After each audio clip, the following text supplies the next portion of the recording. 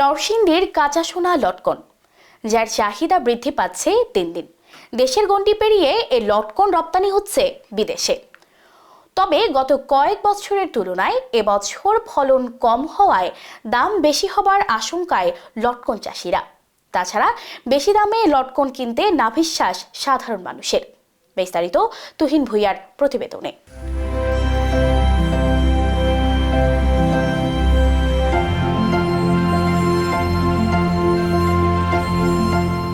চারপাশে সবুজের সমাহার, বৃষ্টি স্নাত প্রকৃতি থেকে সদ্য বিদায় নিয়েছে রুক্ষতা।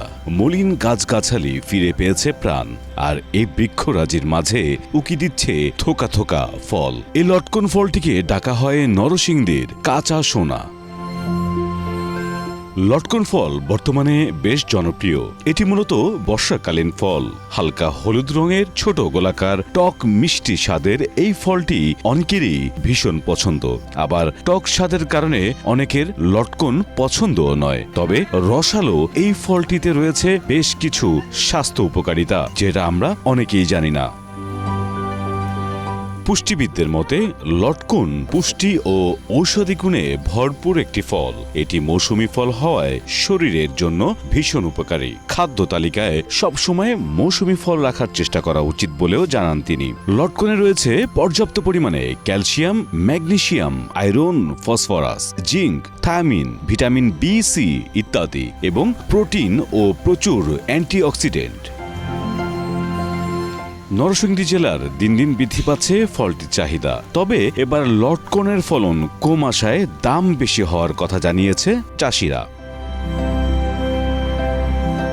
এই ফলন কম হওয়ার পেছনেও বৈরী আবহাওয়াকে দুষছেন তারা। চলতি বছরের শুরুর দিক থেকে প্রচণ্ড তাপদাহে লটকনের মুকুল ঝরে গেছে, যার ফলে অন্যান্য বছরের তুলনায় এবছর ফলন কম হয়েছে।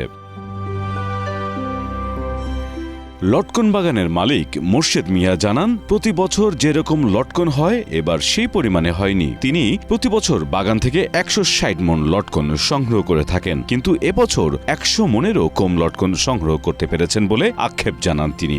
যার ফলে এবার লটকনের স্বল্প ফলনের কারণে ব্যাপক ক্ষতির আশঙ্কা করেছেন এই চাষি। অনেক গাছই আছে যে শূন্য, লটকন নাই, সব ঘুরে গেছে।